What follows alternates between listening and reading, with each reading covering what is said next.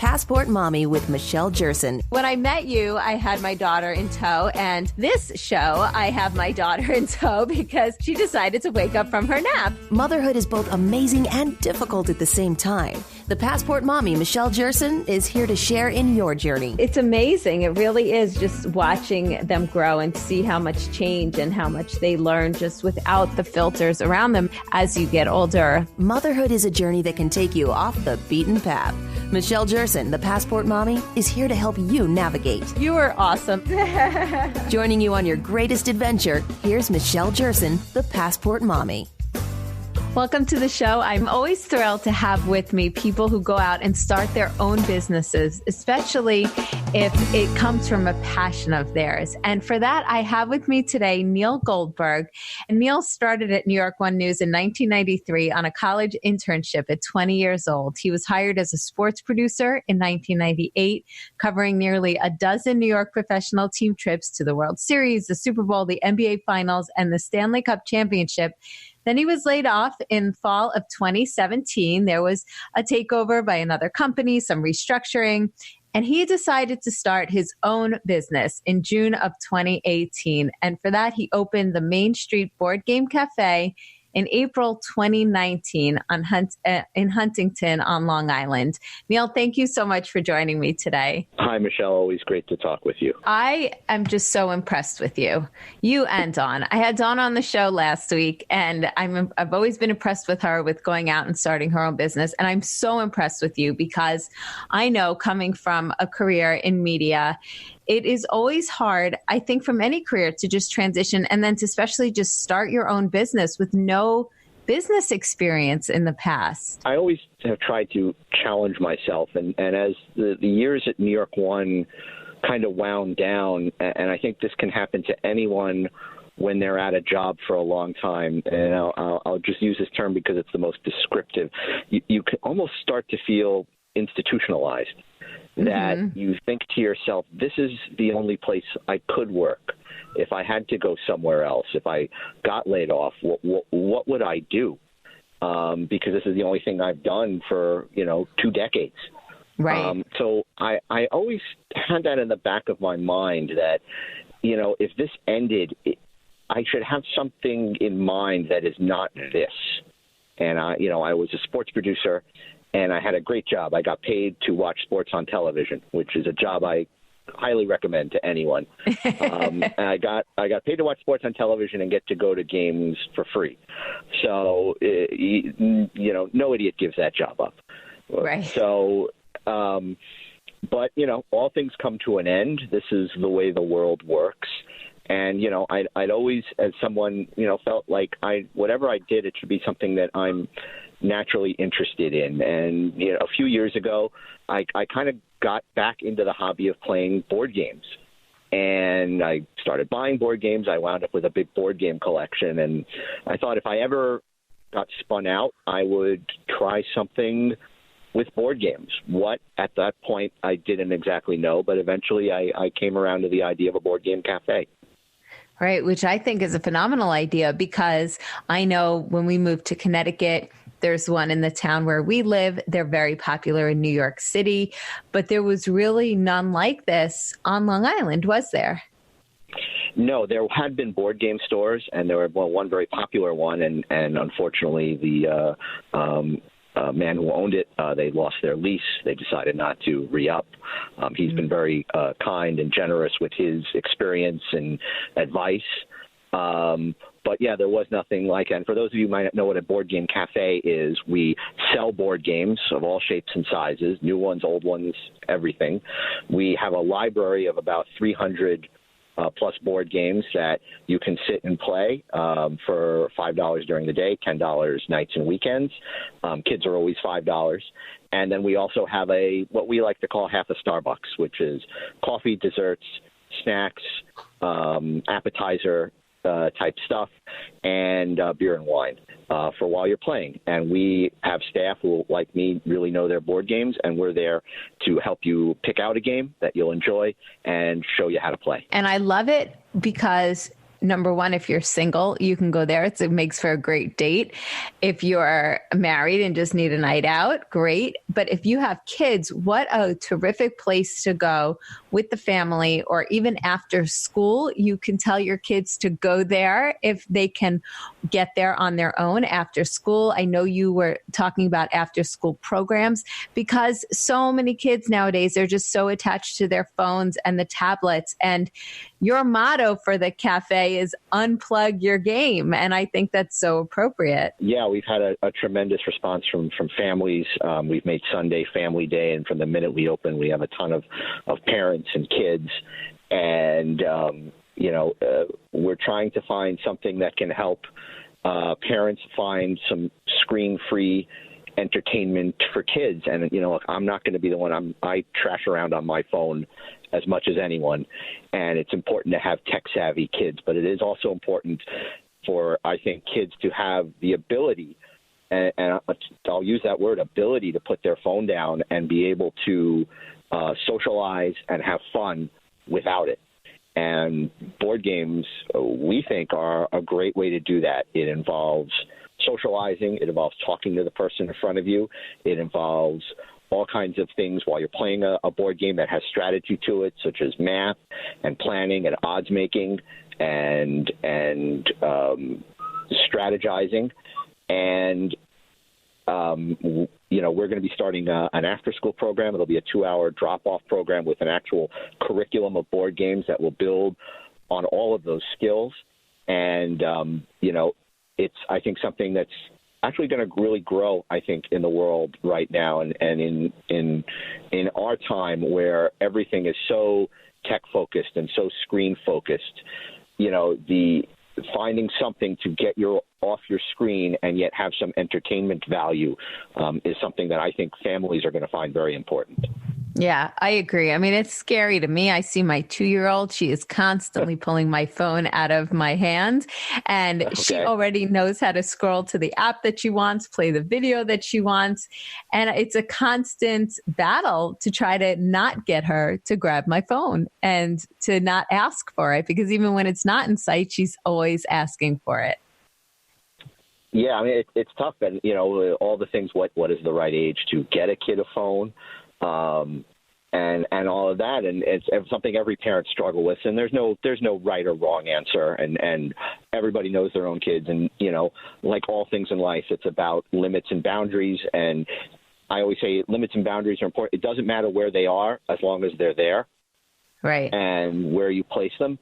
And so having something else, giving them a choice, finding something for them so that you're not forcing them, so that it is fun. It's not tutoring. It's not just do your homework. It's not just studying, but finding something for them that they will want to put their phone down for, or their iPad down for, that they will, rather than come to you and say, where's the phone, that say, hey, let's play a game of Sushi Go Party, or a game of Ticket to Ride, the kids version, or Catan Junior, or even larger games if they're older kids, is I think a place as a parent you would want to get to. And something like a board game cafe where someone can help you with the games. You're not struggling through the instruction book till one of you gets bored and wanders off, but is able to help everybody at the table hold their attention, find something, teach it, in a quarter of the time that it would take you to read the instruction book, is a great way to get to that point. Yes, I agree. Because again, how can I teach my kids to play board games when, like, for instance, the ones that you just mentioned, clueless? Maybe my husband knows more than I do about them. But as far as board games, I remember Candyland, Monopoly, Chutes and Ladders. And beyond that, I'm really clueless. So yes, to have somebody there to help with that, I think, is tremendous. And that really is a big draw. It's funny, you mentioned a bunch of games that are classics that are still sell, but I always use the analogy. If someone said to you and came up to you and said, hey, do you play video games? And you went to them and you said, oh, like Pong?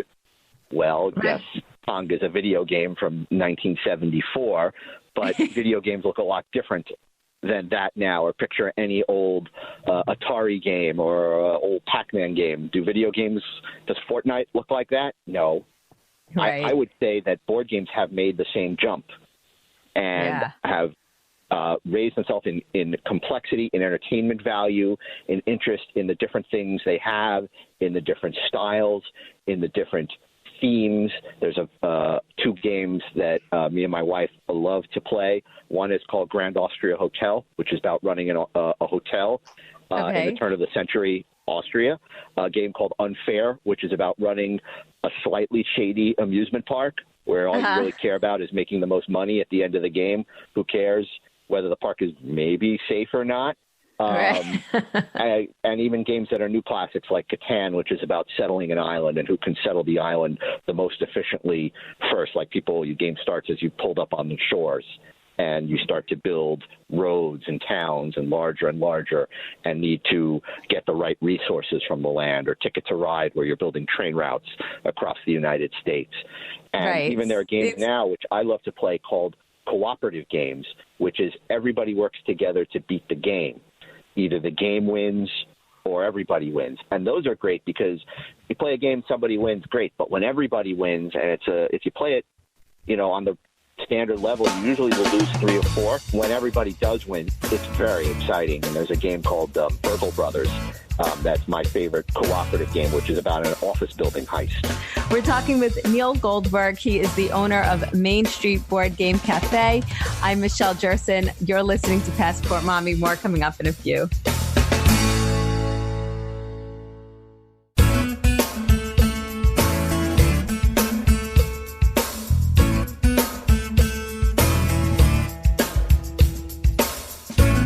Motherhood is a journey. Joining you on your greatest adventure, here's Michelle Jerson, the Passport Mommy.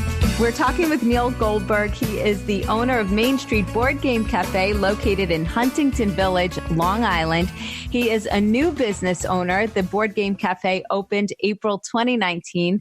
I really admire him because he is a dad of 2 wonderful sons and transitioned from a career in media as a sports producer to owner of the Main Street Board Game Cafe. Hi, Neil. Great to be here. Thank you. So tell me a little bit, you were telling me all about the different board games, and it's getting me excited. It's also just making me feel like I need to get into the cafe so that I can learn all of these board games from you so that I could then introduce them to my kids. I think it's phenomenal that you have after school activities, that you make it so that it's a nice cafe with coffee and food and beer and wine. So it's pretty much a cafe for everyone.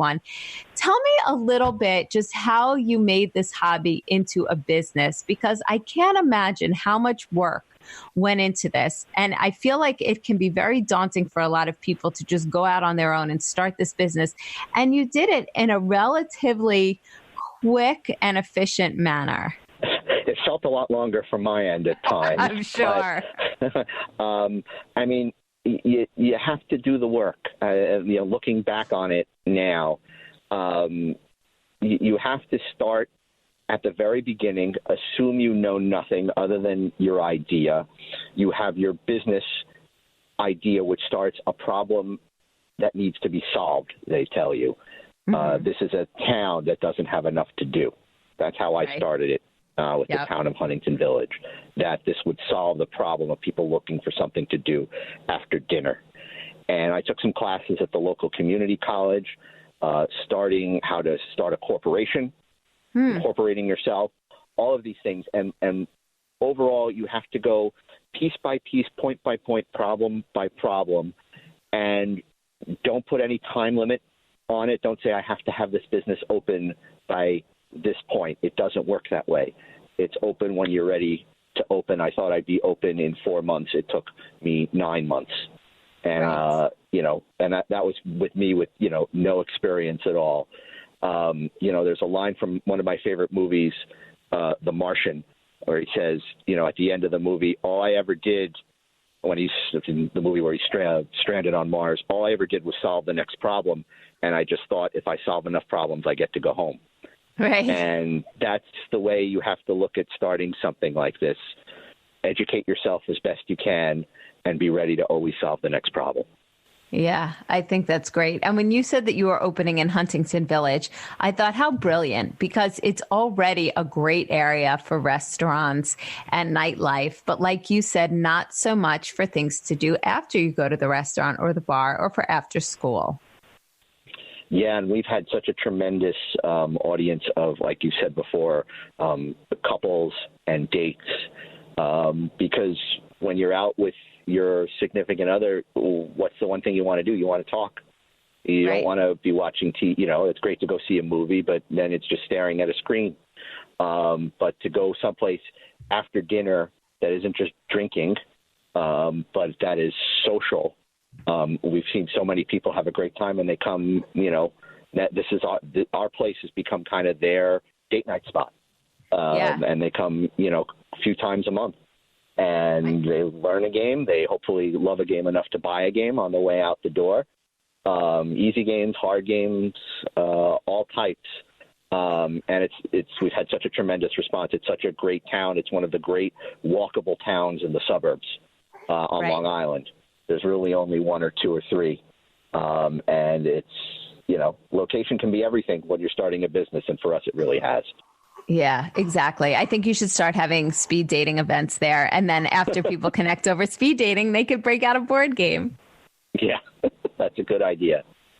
So, I think it's a great area that you're in. And I think it is a great business idea. So how have your sons reacted to you opening this board game cafe? Well, I've threatened them from time to time with having to make them, wear sandwich boards with our logo and stand outside and dance. But I stopped doing that. I think they've been so understanding because they've had to sacrifice, and my wife has had to sacrifice because I am here. When a business is open, it's like having another kid that you don't want to leave it, and you don't want to leave it in anyone else's care. And that first time that you do leave it, even with someone responsible, you feel irresponsible. And every business owner goes through that, and they've sacrificed with not having me around. And, I worked a job where I worked nights because our show was on at 11:30 at night, and I wasn't around. And I was around during the day, but, they'd come home from school, and that's when I'd be leaving for work. So it's been nice to be much closer to home because I had a commute of an hour and a half, and now it's 10 minutes. Right. But, they've been every bit a part of this as anyone else because they've sacrificed with not having me there. And I'm so appreciative of that sacrifice that they've made. Yeah. And you are all so lucky. They are lucky to have you as such an incredible role model as their dad. And what a legacy that you have started with this. And they will always look up to you for that. And your wife is amazing for standing by your side, and you're amazing. Head to the Main Street Board Game Cafe in Huntington Village, Long Island, and say hi to Neil when you pop in, because most likely you'll be there. And thank you so much again. Next up, we are going to talk with Aaron Marcus, and he's going to talk to us about all of those acting and modeling scams that you might hear about getting your kids involved in acting and what you should maybe be happy about doing and things that you should avoid. Passport Mommy with Michelle Jerson.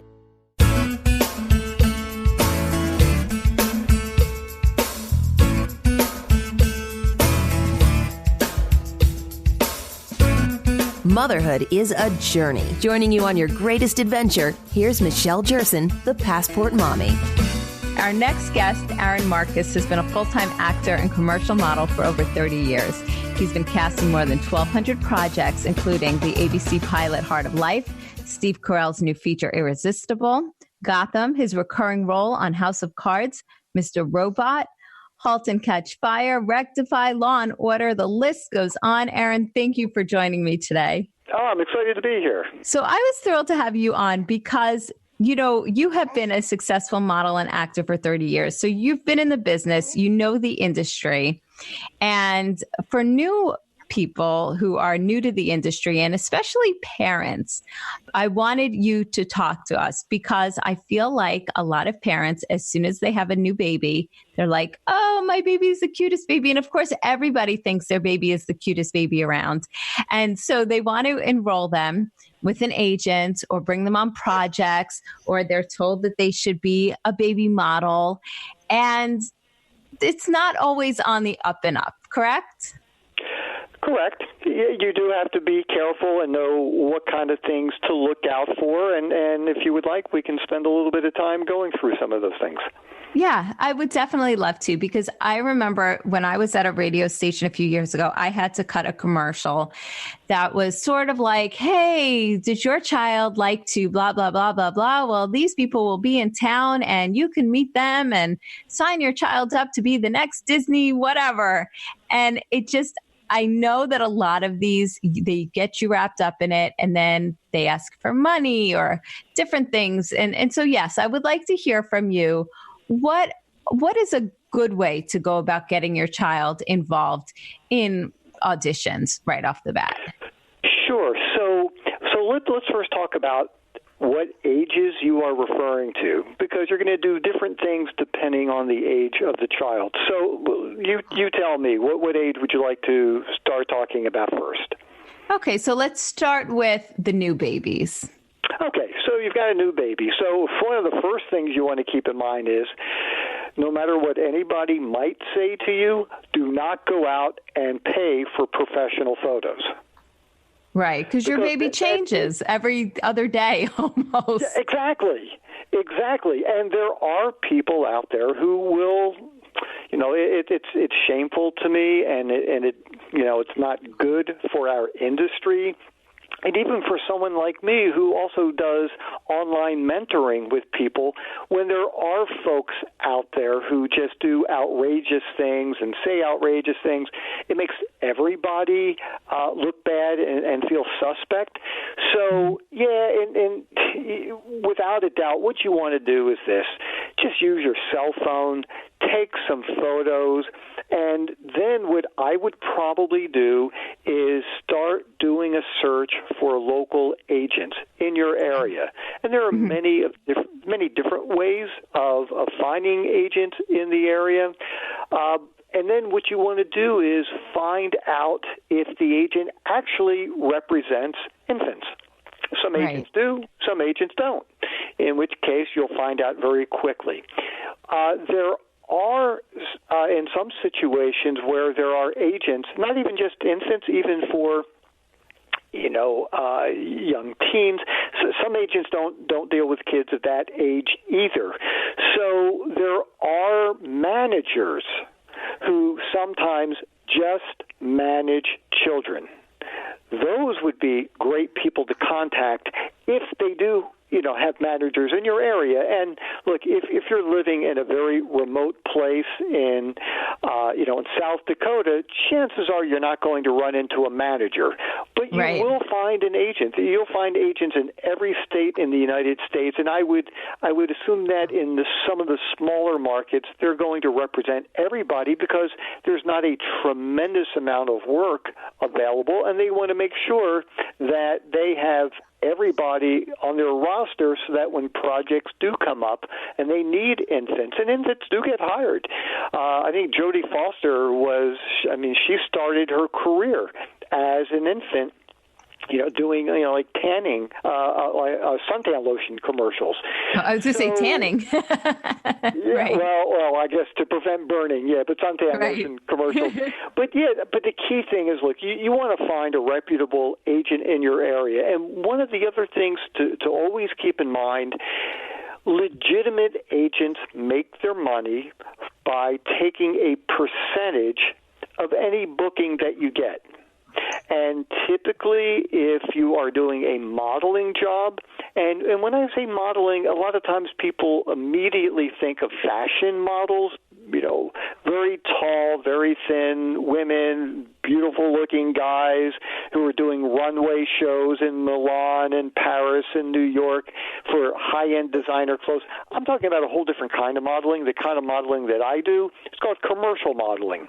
Right. And commercial models are models for sometimes beautiful, although I'm not in that category, and also just regular-looking people. That's the category that I'm in, just a regular guy. And so what you want to do is, find an agent who does represent people for that, and typically they take a 20% commission fee. from the model for any commercial modeling job that you book. There is no union for modeling, so there is no set amount, but that's pretty standard across the industry. If you are a non-union actor, meaning that you are not a member of SAG-AFTRA, which is the major union for actors, the Screen Actors Guild, American Federation of Television and Radio Artists. It's now combined. It's one union. If you're not a union member, typically you're going to pay your agent a 20% commission fee. You pay a different rate if you are in the union, but we don't have to go into all the details here. Aside from that, the only other time you might pay an agent a fee, and that is if they ask you to be on their website, and they will want to have photos on their website, or they might ask you to go onto a different company's website that they use, and that's a way that they can help market you, all their actors and models, and they can submit you for photos. And that would be a legitimate cost that does not have anything to do with booking a job and taking a percentage. But if you are being told, if you want me to represent you, there's a $300 retainer fee, there's a $100 a month fee. Or the other thing that would make me nervous is if you were being told, well, if you want me to represent you, you've got to take my classes. You want me to represent you, you've got to shoot with my photographer. Now, if I were an agent and somebody came to me and I thought they had a good look and I asked them to read some things, and once again, we're not talking about infants at this point, but if I thought that there was a possibility for work, I saw some potential, then I would say, you know what, I like to represent you, but you need to take some classes. You need to study with people. You need to learn more about the business. You have to be better skilled, because if I'm going to submit you for a job and you're going to audition, I want to make sure that you represent me well also at the audition. Or I might say, I think you've got a great look. You need some professional photos. Here are the names of some photographers that I recommend. That is not only normal, I would expect that. And by the way, just so everybody knows, sometimes people will say to me, well, look, an agent's making money off of me. They should pay for my photos. They should pay for the books that I'm going to need to read. They should pay for classes. That's not how it works in the world. That is a business expense for actors and models to create their own photos, because that is their marketing material. So we should pay for that. So as long as you have an agent that is not requiring those things coming from them, then it sounds like you might be looking at a pretty decent agent. Certainly you can check out the agent's website. Look at the photos on the website. You know, even if you know nothing about photography, you can tell, does this look like a professional shot? Do the people look sharp? Is it clean? Are there shadows in everybody's faces? The things look a little blurry. You want to make sure that the photos look really good. And the other thing, too, is, like with anything in this world, if somebody is offering you and making promises, you're going to become a star, you're going to make millions of dollars, you are going to be booking films, that would make me run, because there are no guarantees in this industry. And nobody can honestly guarantee you anything. Just like when I do a private session with somebody, I make it really clear. You can study with me. You can take my in-person workshop. You can read my book. I can't guarantee you're ever going to book a job in your life, because I can't guarantee that I am. And I've been doing this for over 33 years. But what I can tell you is that I can promise that you're going to get the information you need to get started and do everything you can to have success in the industry. But, you know, there are no guarantees. So if somebody is promising you things, I would ask for the money up front. and do it that way. But honestly, you want somebody that you can talk to, somebody you can ask questions to, someone you can relate to. And I'm talking about an agent. And I'm not saying you have to love the agent. Like with any business, sometimes you've got to work with people who you might not necessarily want to spend time with outside of work. Sometimes agents and or managers, they can be a little brisk with you. They might be a little short. And that's not necessarily a statement about what they're like as a person. They just might be swamped. Maybe right. They are submitting 100 people that day, and they don't have time to sit down and talk with you, about a general thing. So that would probably be the best thing if you are interested. Now, and if you want to jump in with a question, you can, but I did have one other idea. Sure. For people who are getting started and you have an infant, if you are interested in trying to find work on your own for either yourself or your child, here's something else that you can do. I would try to find any local advertising agency in your area. And what you're going to do is you'll go to their website and find out who is the creative director and who is the art director at the advertising agency. Creative director comes up with the concept for the ad campaign. It could be for a TV commercial, could be for a radio spot, could be for a commercial modeling job. Art director takes that concept and puts it on paper. It's called a layout. And then that way the client can see what this ad concept is. Sometimes the art and creative director make final decisions as to which actor or model gets hired for the project. Sometimes they have strong input, but what you can do is send a photo and a cover letter to art and creative directors.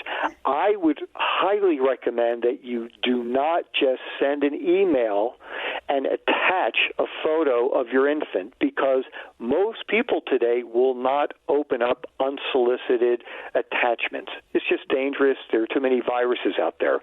So go old-fashioned and send an actual letter. If you wanted to do it inexpensively, you don't have to go out and spend a ton of money printing photos of an infant that, like you were saying before, and you're right, will change. Their looks will change in 3 days. So what you can do is actually just insert a photo in a letter, in a cover letter, and say, here's my child, really interested in doing some commercial modeling work or TV commercials. Make sure your name, contact information is there. And then if they happen to be working on a project that's right for your child, then you can be considered for it. Yeah, I think that is a great suggestion, and one that people don't think about as often as just trying to get an agent. And I feel even when you do get an agent, because I enrolled my daughter, she's 2 now, with one of the top agents in Manhattan, and they're great and they have a great reputation, but you also have to sometimes stay on top of them because, like you said, they have so many submissions in a day. So next segment, I want to talk to you about a little bit more about the scams and just how to avoid them and what to look out for. You've told us a little bit about what to look out for, which is great. Anyone that's asking for money, but definitely want to cover that just a little bit more. And also, I want you to be able to tell people where they can go to find you to do your sessions if they're looking for guidance. We're talking with Aaron Marcus. He is a professional actor and model for over the last 30 plus years. And he's talking to us about how to get our kids involved in the acting and modeling field. You're listening to Passport Mommy. I'm Michelle Jerson.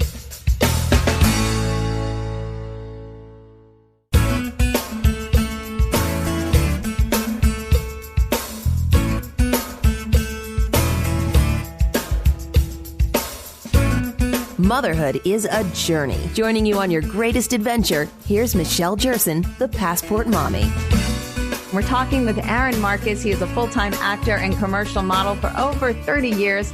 And he also lends advice to people who are looking to get into acting and modeling, whether it's parents who would like to get their children involved, or maybe you yourself would like to get involved.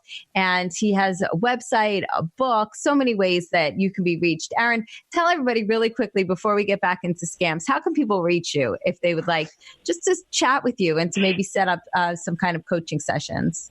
Absolutely. So you can always go to my website, and it's all spelled out, howtoactandmodel.com/home, HOME, or you can go directly to my mentoring program, howtoactandmodel.com/mentoring program.